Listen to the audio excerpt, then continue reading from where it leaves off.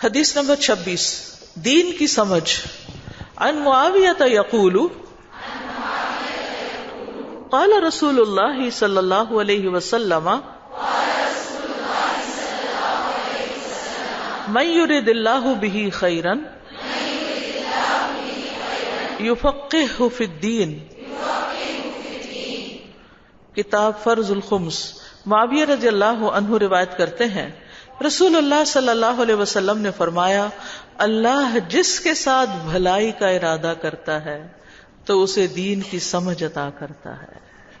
یہ اللہ کا خاص فضل ہوتا ہے کہ کسی کو توفیق دے دے کہ سارے کام کاج چھوڑ کے دین سیکھنے میں لگ جائے یا باقی کاموں میں سے بھی وقت نکال کر دین کا علم حاصل کر لے. سمجھے جس کے اندر دین کا علم حاصل کرنے کا شوق پیدا ہو گیا اللہ نے اس کے ساتھ بھلائی کا ارادہ کر لیا, اس کے لیے خیر کے اب دروازے کھلنے والے ہیں.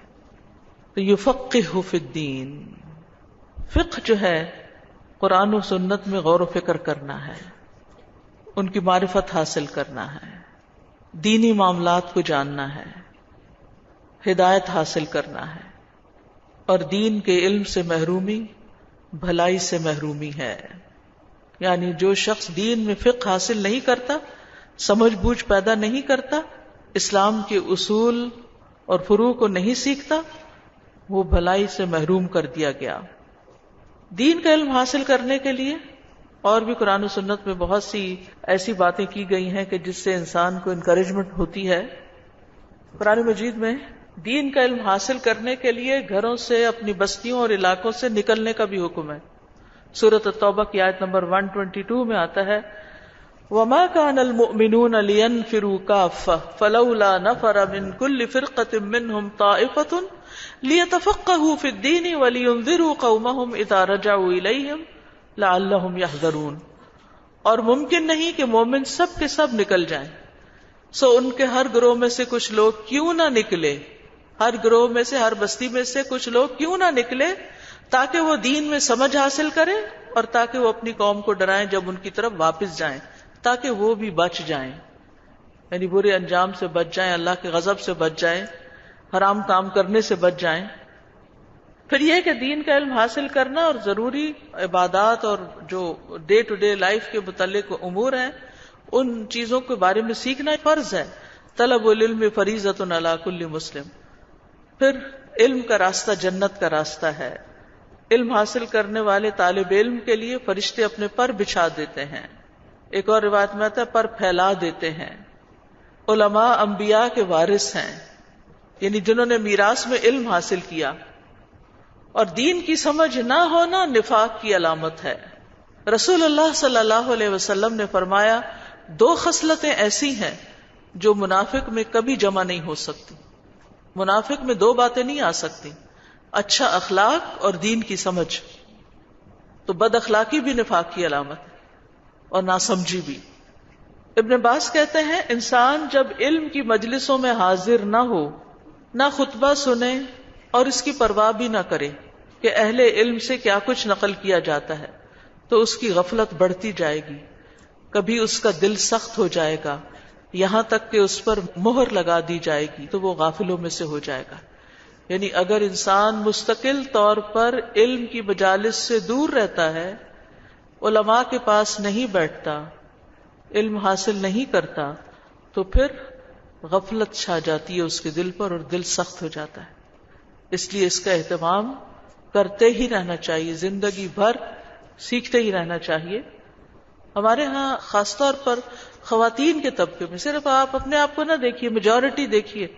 میں جب کسی آبادی سے گزرتی ہوں تو میں سوچتی ہوں بعض اوقات لمبی اسٹریٹ ہوتی ہے, لمبی سڑک ہوتی ہے, دائیں بائیں گھر ہوتے ہیں, گھر, تو میں یہ دیکھتی جاتی ہوں کہ اللہ پتہ نہیں ان میں کتنے لوگ ہیں جو دین کا علم حاصل کر رہے ہیں کسی بھی درجے پہ.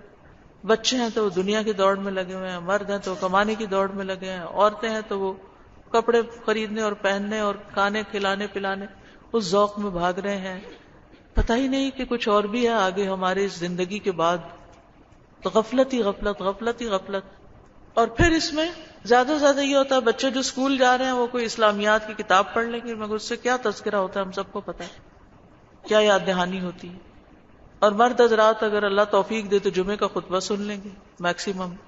اور خواتین نہ اسکول جا رہی ہیں نہ جمعے کا خطبہ سن رہی ہیں، گھروں میں بیٹھی ہوئی ہیں یا پارٹیز میں ہیں یا بازاروں میں ہیں جہاں علم سے کوئی واسطہ ہی نہیں، اور انہی کے ہاتھوں نسلیں پروان چڑھ رہی ہیں جہالت کی گود میں.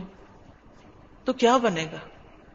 اس وقت سب سے زیادہ شدید محنت کی جس چیز کے لیے ضرورت ہے وہ اس علم کو عام کرنے کی، پھیلانے کی، اور پھر صرف علم نہیں بلکہ عمل کی طرف توجہ دلانے کی.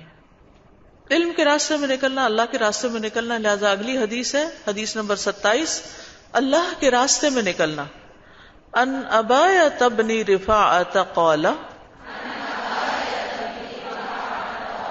ادرکنی ابو عبس وانا اذهب الى الجمعۃ فقال سمعت رسول اللہ صلی اللہ علیہ وسلم یقول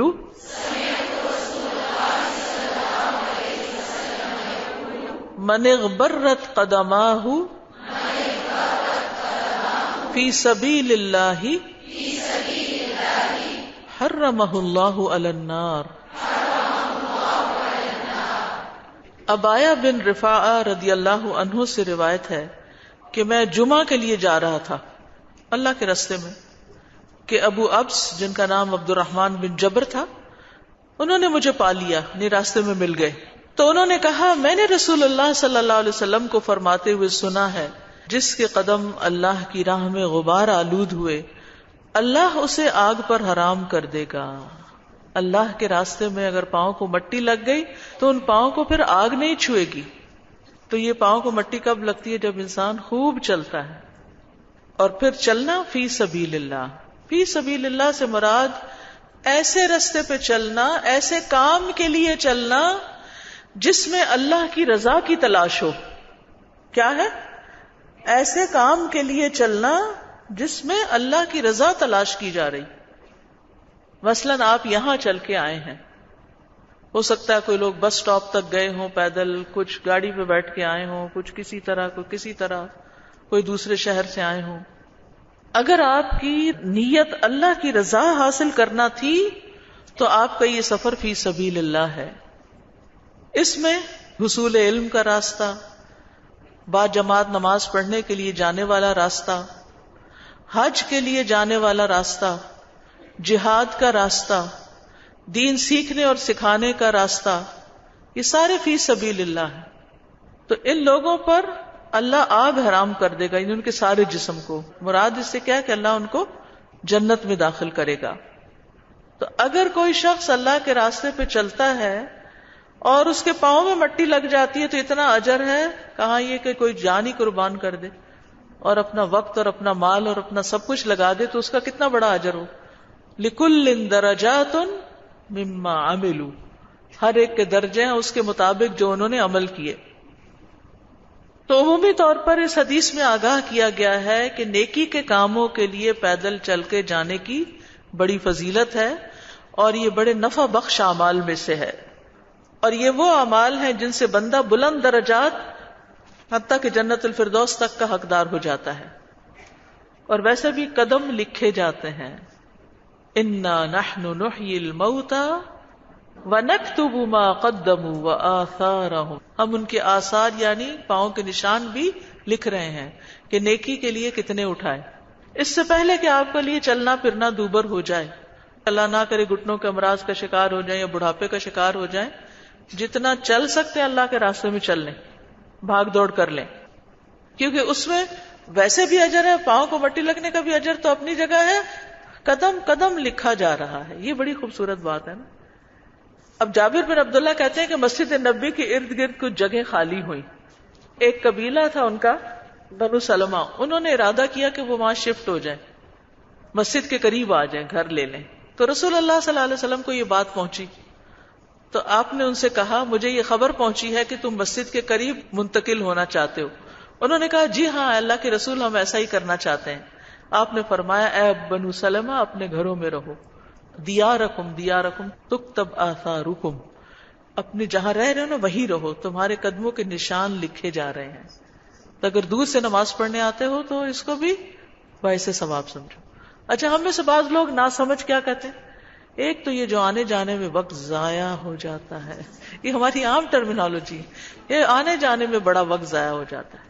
یہ ضائع نہیں ہوتا، اس کو بھی آپ پروڈکٹیو بنا سکتے ہو، اور یہ بھی لکھا جا رہا ہے. اگر آپ پیٹرول خرچ کر کے آ رہے ہیں تو، اور اگر آپ چل کے آ رہے ہیں تو، اور اگر کسی اور کو بھی ساتھ بٹھا کے لا رہے تو، ہر ایک جو ہے وہ اپنا اپنا اجر کما رہا ہے. اور آج کے بعد اس کی ناقدری نہ کریں، ضائع ہونے کا لفظ یہاں سے ہٹا دیں، اور اس وقت کو آپ تسبیحات میں استعمال کریں، اپنی حدیثیں حفظ کرنے میں استعمال کریں، اور اپنے کئی اور کام کر سکتے ہیں. یعنی ضروری نہیں ہوتا کہ ہم اس وقت کو بس صرف باہر لوگوں کے فتنے فساد کو ہی دیکھتے ہوئے گزاریں، کیونکہ گاڑی سے باہر دیکھتے ہیں تو پھر بڑی ناگوار چیزیں بھی دیکھنے کو ملتی ہیں. تو اپنی نگاہوں کی حفاظت بھی بندہ کر سکتا ہے، اور اگر دیکھنا ہی ہے تو عبرت کی نگاہ سے دیکھتے جائیں اور ساتھ اللہ کا ذکر کرتے جائیں.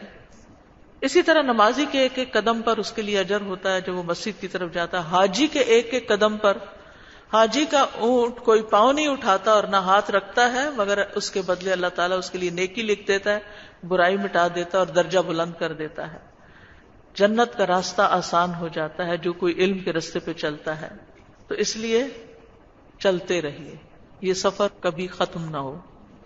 اگر روز نہیں اب پڑھنے کے لیے جا سکتے، پڑھانے کے لیے، تو کم از کم ہفتے میں ایک دفعہ. صرف اس کو ہی کافی نہ سمجھے کہ گھر میں ہی رکھ لیں کلاس، جانا نہ پڑے. نہیں، نکلیں، جائیں، دروازے کھٹکھٹائیں. اور کچھ نہیں تو یہ پمفلٹ ہی اپنے دائیں بائیں 40 نہیں تو 4 گھروں میں ہی بانٹ دیں، جس سے یعنی اللہ کے راستے میں نکلنا ہوگا، ان کے پوسٹ باکس میں ہی ڈال کے آ جائیں. تو مطلب کئی طریقے ہو سکتے ہیں نیکی کمانے کے. اسی طرح مریض کی عیادت کے لیے نکلنا، 70,000 فرشتے دعائے بخشش کرتے ہیں. رات کو نکلیں تو صبح تک، اور صبح نکلیں تو رات تک. تو خیر کے کسی کام کے لیے نکلنا پڑے، کسی شخص کے ساتھ جانا پڑے. بعض لوگ ہوتے ہیں نا، ان کو ضرورت ہوتی ہے ہماری، اکیلے نہیں جا سکتے، ان کو پتہ نہیں ہوتا.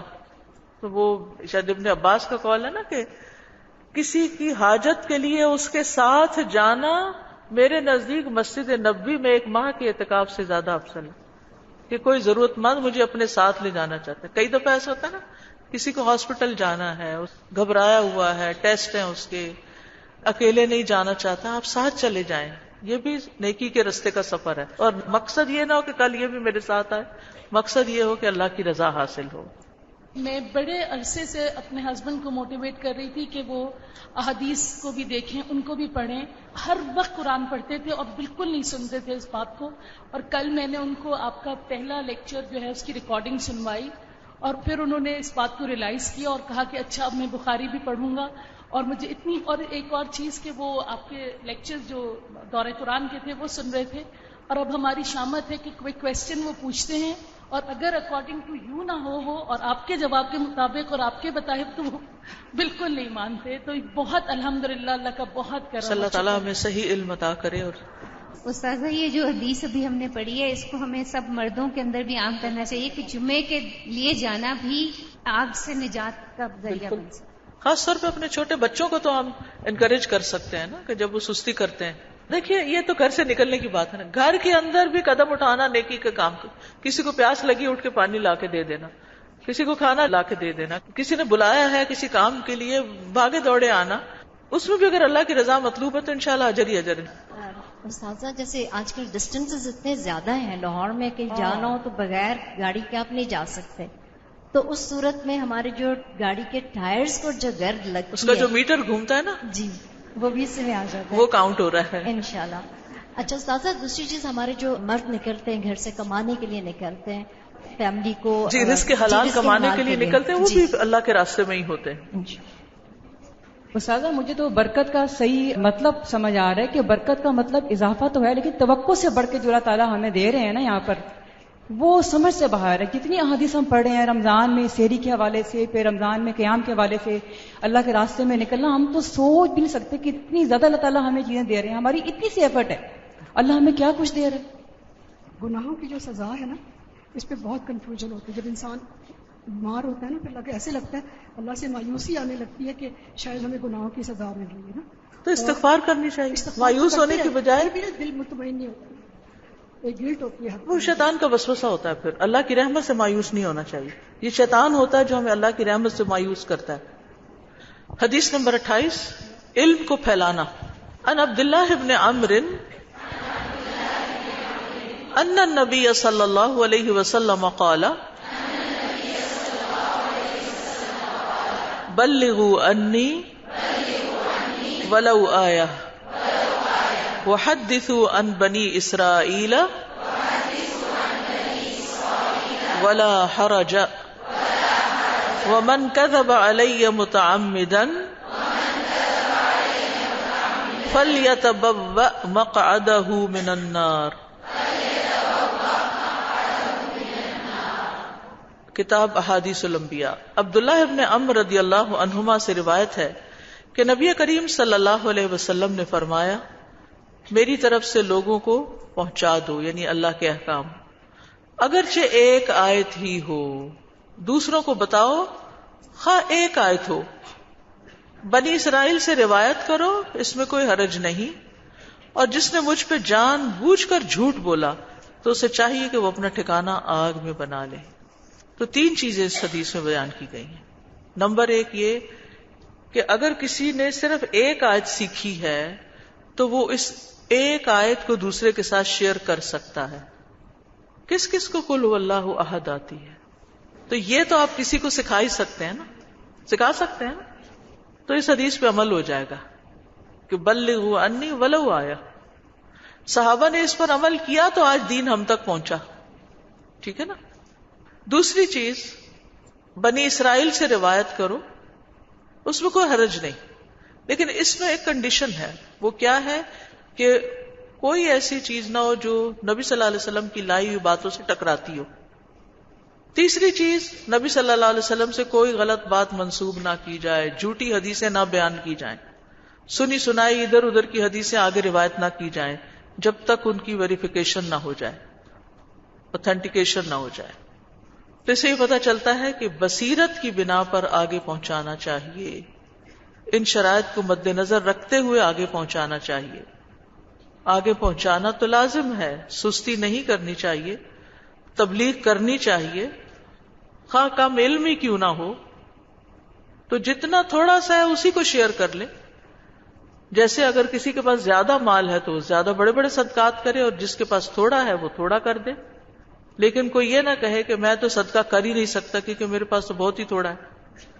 تو علم کا بھی صدقہ ہوتا ہے، لیکن آگے پہنچانے کے لیے بات کی تحقیق کرنا لازم ہے، شرط ہے. آیت کہہ رہے ہیں کسی چیز کو تو واقعی یقین ہو کہ یہ آیت ہے، یہ نہ ہو کہ آپ اس کو کہیں یہ آیت ہے اور وہ آیت نہ ہو.